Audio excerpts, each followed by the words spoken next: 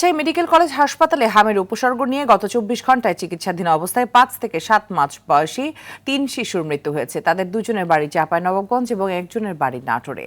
এ নিয়ে হাসপাতালটিতে হামে মৃত্যু হয়েছে ৩৮ জনের। হামের লক্ষণ নিয়ে ময়মনসিংহ মেডিকেল কলেজ হাসপাতালে একদিনে ভর্তি হয়েছে ২৪ শিশু। নেত্রকোনা সদর হাসপাতালে ২৩ আর চাঁপাইনবাবগঞ্জে ভর্তি হয়েছে ১৫ শিশু।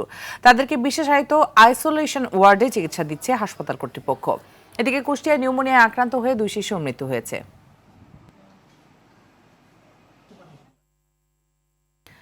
সংক্রামক ব্যাধি হামের আরো খবর জানাতে রাজশাহী থেকে যুক্ত হচ্ছেন আমাদের আরেক সহকর্মী মোস্তাফিজ রকি। রাজশাহীতে হামের প্রাদুর্ভাব কেমন দেখছেন এবং চিকিৎসকরা এ বিষয়ে কতটা তৎপর?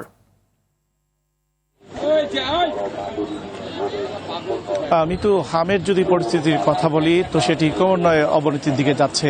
আজকে রাজশাহী মেডিকেল কলেজ হাসপাতালের পক্ষ থেকে জানানো হয়েছে যে গত ২৪ ঘন্টায় এরই মধ্যে হামের উপসর্গ নিয়ে ৩ শিশুর মৃত্যু হয়েছে এবং গত ৩ মাসের যদি কথা বলি তো এই হাসপাতালে এখন শিশুর মৃত্যুর সংখ্যা দাঁড়িয়েছে ৩৮ জনে। এটি মূলত আসলে রাজশাহী মেডিকেল কলেজ হাসপাতালের চিত্র এবং আমরা ওয়ার্ডগুলোতে গিয়েছি, ওয়ার্ডগুলোতে গিয়েও দেখেছি যে শিশু ওয়ার্ডে বিশেষ করে সেইখানে কিন্তু যারা বিশেষ করে স্বজন রয়েছেন তাদের চোখে মুখে আসলে অনেকটা হতাশা এবং ভয়ের কাজ করতে আসলে দেখা যাচ্ছে, কারণ তাদের পাশে অনেক শিশু আসলে মারা যাচ্ছে হামে আক্রান্ত হয়ে।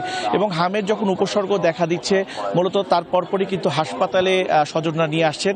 এরপরে কিন্তু অনেক শিশুর বিশেষ করে কিন্তু আইসিইউর প্রয়োজন হচ্ছে এবং আপনি জানেন যে রাজশাহী মেডিকেল কলেজ হাসপাতালে যেই রোগীর যে ধারণ ক্ষমতা তার থেকেও ৩ গুণ রোগী কিন্তু আসলে ভর্তি হচ্ছে এবং গড়ে যদি প্রতিদিন কথা বলি তো রাজশাহী মেডিকেল কলেজ হাসপাতালে প্রায় ২০ থেকে ২৫ জন করে হাম সংক্রমণে আক্রান্ত হয়ে কিন্তু শিশু ভর্তি হচ্ছে। ফলে চিকিৎসা দিতেও কিন্তু যারা চিকিৎসক রয়েছেন তাদেরকে কিন্তু আসলে হিমশিম খেতে হচ্ছে। এছাড়াও আমরা হাসপাতাল কর্তৃপক্ষের সাথে কথা বলেছি যে তারা মূলত সকাল থেকেই তারা এইখানে এই জায়গাটিতে হাসপাতালটিতে তারা বিশেষ প্রয়োজনীয় ব্যবস্থা নিয়েছে, বিশেষ করে আইসিইউর যে শয্যা সেটি তারা আসলে বাড়িয়েছে।